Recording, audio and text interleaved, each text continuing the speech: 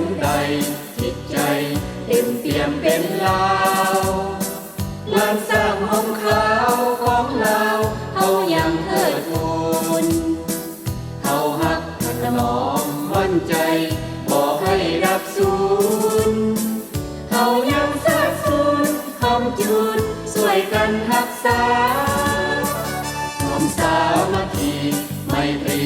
กันให้เข้มแข็งช่วยสิ่งยากแย้งทำกำแพงกั้นขวางประสาแดนสีเฮาสิ้นเพราะชาติเฮาอยู่คู่โลกาในพื้นแผ่นนาของเรามีสิทธิเสรีมาช่วยกันกอบกู้ประชาธิปไตยพร้อมกันยืนหยัดด้วยเกียรติศักดิ์ศรีเพื่อชนชาติเราได้อยู่อย่างเป็นสุขีขอให้ธานีของเราสุขสมร่มเย็น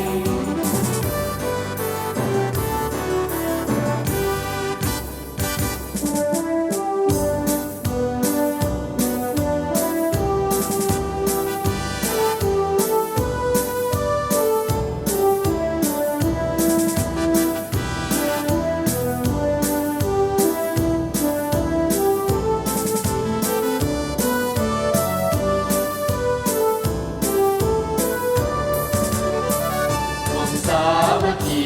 ไมตรีกันให้เข้มแข็งช่วยสิ่งยากแย้งทำกำแพงกันขวางประสาแม้นสีเฮาสิ้นเพราะชาติเฮาอยู่คู่โลกาในพื้นแผ่นนาของเรามีสิทธิเสรีมาช่วยกันกอบกู้ประชาธิปไตยพร้อมกันยืนหยัดด้วยเกียรติศักดิ์ศรีเพื่อชนชาติเราได้อยู่อย่างเป็นสุขีขอให้ธานีของเราสุขสมร่มเย็นขอให้ธานีของเราสุขสมร่มเย็น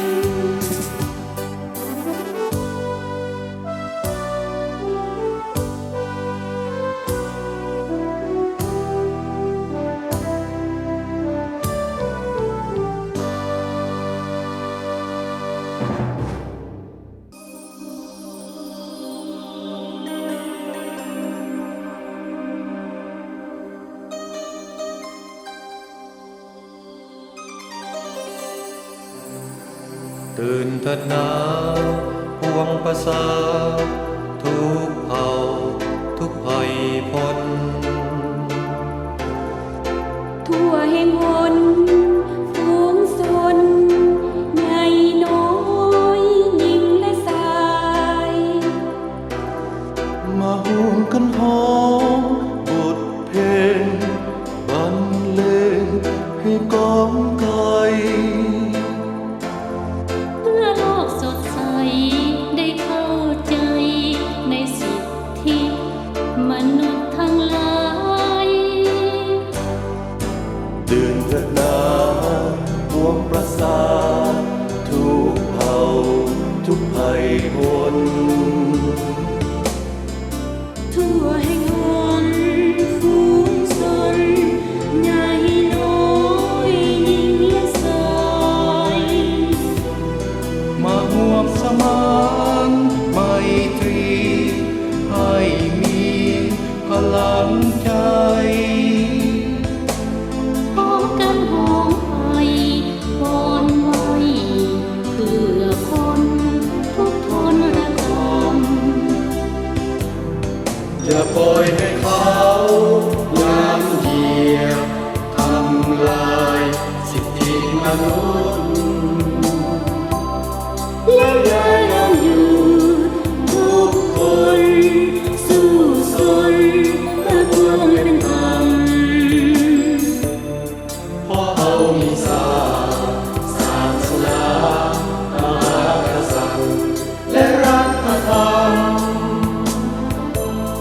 ด้วยยังทรงจำสั่งใจ ไว้มันก็หลงลืม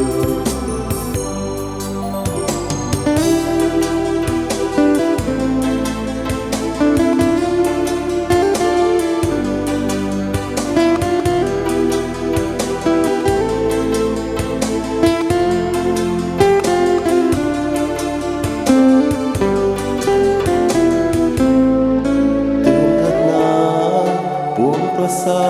ททุกเผ่าทุกภัยพ้น ทั่วแห่งหนฝูงชนใหญ่น้อยหญิงและชาย มาห่วมกันห้องบทเพลงบรรเลงให้ของกาย เพื่อโลกสดใสได้เข้าใจในสิทธิมนุษย์ทั้งหลาย ตื่นเถิดนาพวงประสาททุกเผ่าทุกภัยพ้น ทั่วแห่งหนฝูงชนใหญ่น้อยหญิงและชาย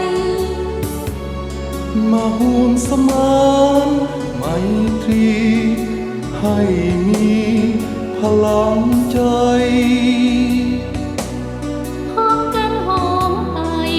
งอนไว้เพื่อคนทุกทนระกรรม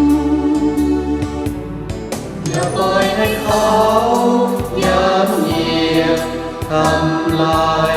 สิทธิมนุษย์และอย่ายอมหยุดทุกคนสู้ตนเพื่อความเป็นธรรมเพราะเรามีศาสนามหากษัตริย์และรัฐธรรม ด้วยยังทรงจำสั่งใจไว้มันบ่หลงลืมด้วยยังทรงจำไว้มันบ่หลงลืมด้วยยังทรงจำไว้มันบ่หลงลืมด้วยยังทรงจำไว้มันบ่หลงลืม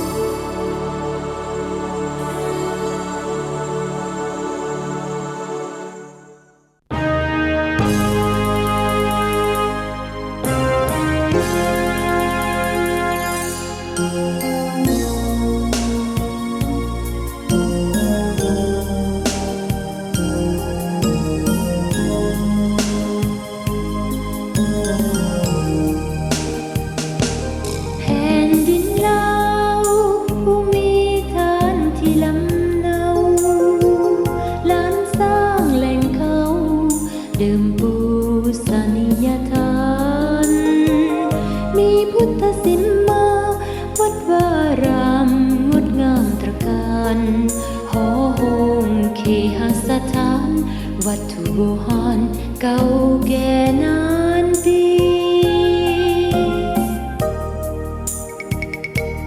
บ้านเมืองเฮาเขากล่าวกันก้องโลกา มีศาสนาพระธรรมสั่งสอนความดี มีองค์พระบางจังเป็นมิ่งขวัญของแคว้นธานีมีราษาองค์มเหสีเป็นบารมีเหมือนห่มโพไส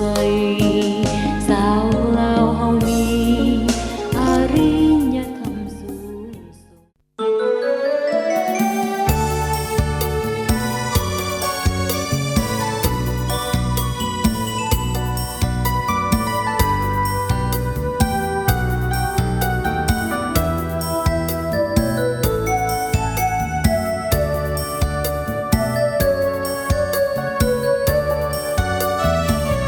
ห่มโพห่มใสพงพันลาวทุกทั่วหน้า เจ้า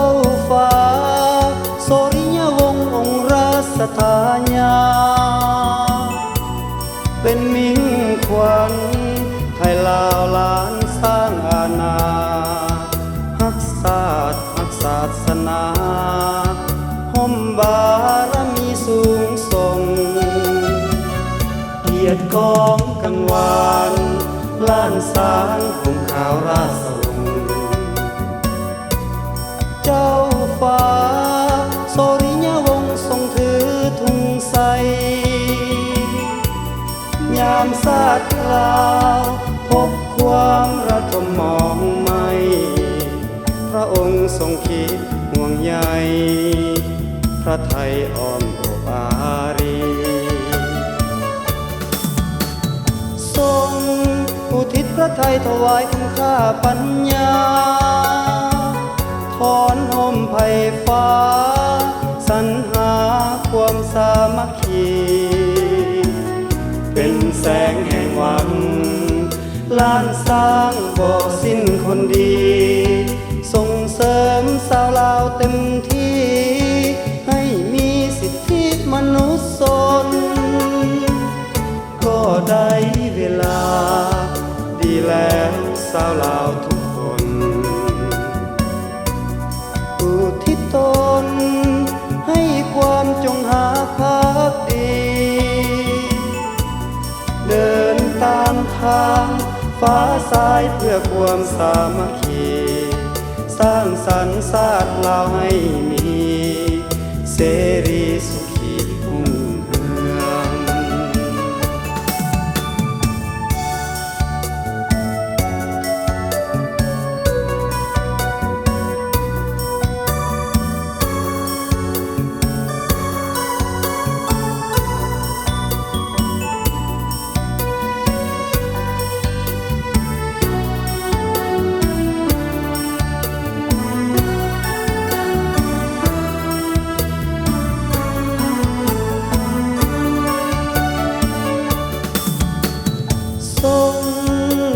ระไทยถวายคุณค่าปัญญา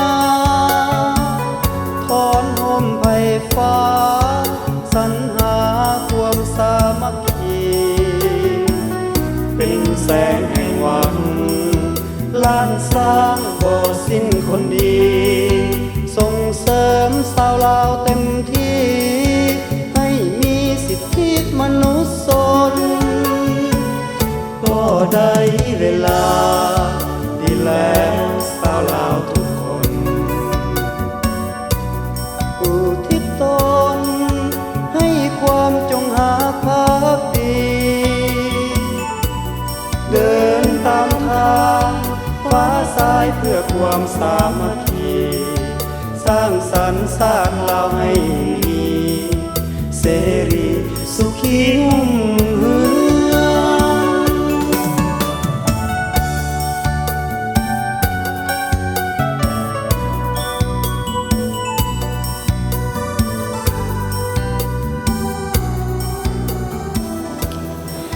ง ขน้อยข้อทงเสือน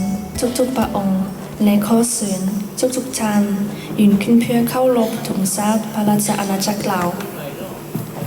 Je vous remercie de bien vouloir vous lever pour l'hymne national Lao.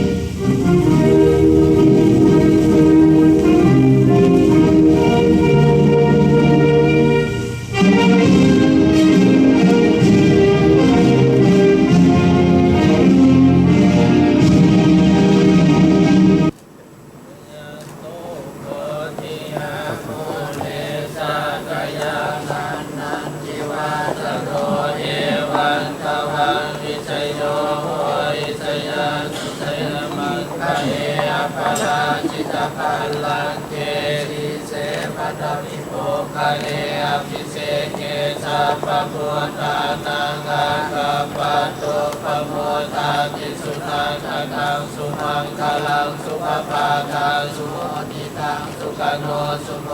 ตัวจะสุเยทังปัมมจารีสุปทากินังกายกรรมังวาจากรรมังปทากินังปทากินังมโนกรรมังปณิทิเตปทากินังปทากินานิการตวาตระพันตาเต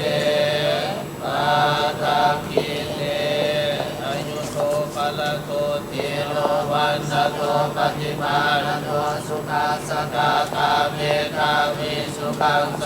ติคาสติอายุตัตตวาพลังวันนังสุขัจจาคิปาณโตติกายุยาสวะโหติยานายาทุปปาสติ